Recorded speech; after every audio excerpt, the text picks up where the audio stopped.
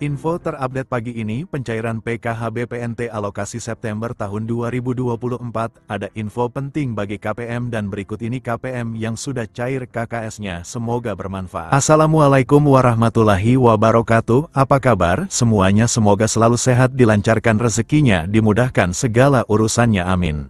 Nah, di video kali ini saya akan berbagi informasi yaitu aturan penting terkait pencairan bantuan PKH tahap September-Oktober tahun 2024. Nah, lalu kira-kira ada aturan terbaru seperti apa ya? Maka dari itu simak terus videonya sampai selesai agar supaya tidak menimbulkan gagal paham dalam menyerap informasinya.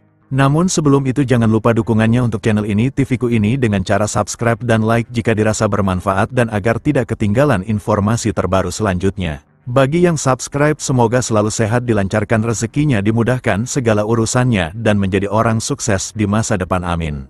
Nah oke, langsung saja berikut ini terkait peraturan terbaru pencairan bantuan PKH BPNT September tahun 2024. Nah perlu diketahui bahwasanya pencairan bantuan PKH di tahun 2024 itu masih sama ya, pencairannya melalui kartu KKS dan nominalnya pun bisa berbeda-beda ya, tergantung komponen yang dimiliki. Nah selain itu juga sudah ada peraturan yang sudah ditetapkan dalam hal pencairan PKH di tahun 2024.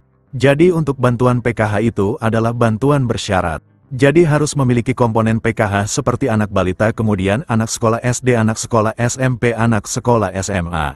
Kemudian penyandang disabilitas berat dan juga komponen PKH lansia, serta komponen ibu hamil. Nah kemudian ini ada beberapa kriteria untuk menentukan bantuan PKH BPNT-nya bisa cair atau tidak. Nah jadi yang pertama peraturannya itu para KPM harus terdaftar di dalam di DTKS, jadi mulai dari anak balita SD, ibu hamil, kemudian anak SMP, anak SMA, penyandang disabilitas dan lansia tersebut harus masuk di dalam di DTKS dan aktif sebagai penerima bantuan PKH. Kemudian yang kedua, di dalam keluarga maksimal hanya 4 komponen saja yang bisa masuk ke dalam bantuan PKH. Kemudian yang ketiga, prioritas bantuan PKH yang memiliki komponen datanya itu harus aktif ya, dan padan antara di DTKS dengan Dukcapil.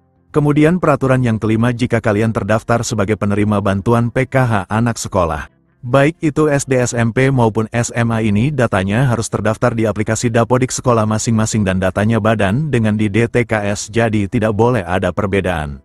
Selanjutnya, yang keenam, untuk komponen PKH balita yang disebut sebagai komponen PKH balita itu adalah hingga anak yang kedua saja ya. Apabila ada balita ketiga ataupun balita keempat dan seterusnya, maka sudah tidak dapat dibilang penerima bantuan PKH lagi ya, karena dibatasi sampai balita kedua saja. Selanjutnya peraturan ke-8 untuk komponen disabilitas, jadi maksimalnya itu ada 4 orang ya yang bisa menerima bantuan PKH. Kemudian selanjutnya untuk komponen lansia, peraturannya adalah yang dibilang komponen PKH lansia sama seperti penyandang disabilitas, yaitu maksimal 4 orang saja. Kemudian peraturan selanjutnya untuk komponen lansia tersebut itu usianya harus mencapai minimal umur 60 tahun ke atas. Selanjutnya untuk komponen cucu itu juga bisa masuk ke dalam pencairan bantuan PKH asalkan lolos sebagai penerima dan memenuhi persyaratan. Kemudian peraturan selanjutnya untuk komponen ibu hamil, jadi yang dianggap atau dibilang komponen PKH ibu hamil adalah hanya sampai kehamilan yang kedua saja ya, jadi apabila memilih yang ketiga kalinya atau keempat kalinya itu sudah tidak bisa dapat bantuan PKH. Kemudian juga memiliki anak yang normal, yang bersekolah di jenjang SD, sedangkan untuk yang nominal penyandang disabilitas dan anak sekolah SD itu nominalnya berbeda-beda, lebih besar penyandang disabilitas SD.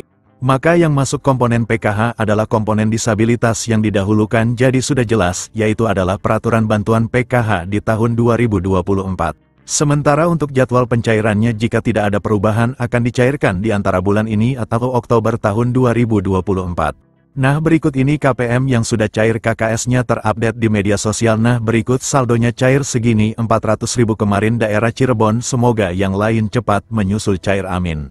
Nah sekian dulu informasi ini, semoga bermanfaat bagi semua. Assalamualaikum warahmatullahi wabarakatuh.